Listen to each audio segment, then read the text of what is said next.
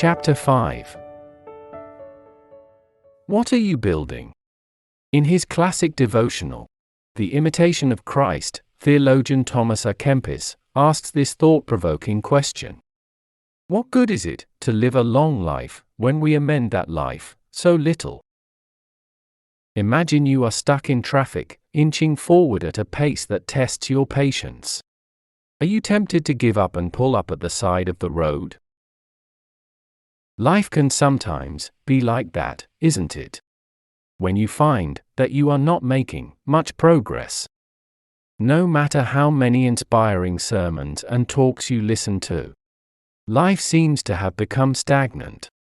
As you grow increasingly skeptical, you feel like giving up the whole spiritual journey thing and just seek to enjoy life as it comes. But if you persist and stay on the road, you will make progress, no matter how small. After the jam clears, the traffic will start flowing smoothly again, and you will eventually reach your destination.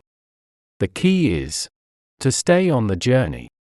In the Christian life, this is done through obedience, putting into practice whatever we hear from God. At the end of his Sermon on the Mount, in Matthew chapters 5 to 7, Jesus told the parable of two men building their houses.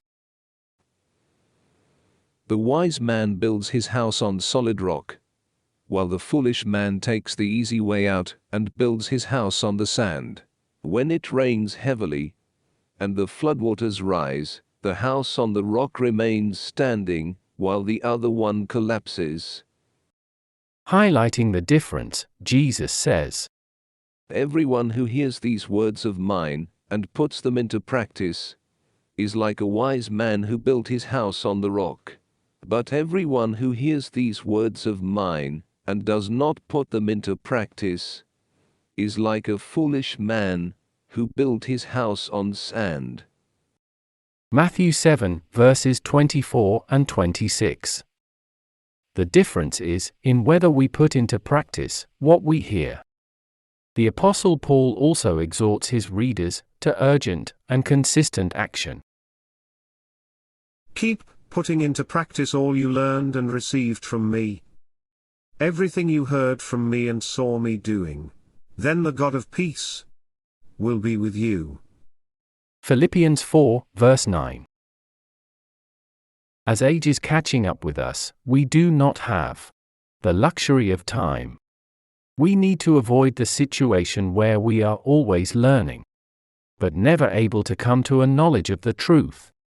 2 Timothy 3 verse 7. We can grow in our knowledge of truth only when we exercise our faith and obedience consistently. Theologian J. I. Packer says that in the last lap of our lives, we must live for God, one day at a time. His advice echoes a line from a 1674 hymn by Bishop Thomas Ken. Live each day as if thy last. At the same time, we can continue to rest on God's promise in Isaiah chapter 46, verse 4. Even to your old age and gray hairs, I am He who will sustain you. I have made you, and I will carry you. I will sustain you, and I will rescue you. We hope you have enjoyed listening to our audio version of Thinking About Heaven, adapted from Growing Old Gracefully, Following Jesus to the End, written by Dr. Robert M. Solomon, copyright 2018, by Discovery House Publishing, Singapore.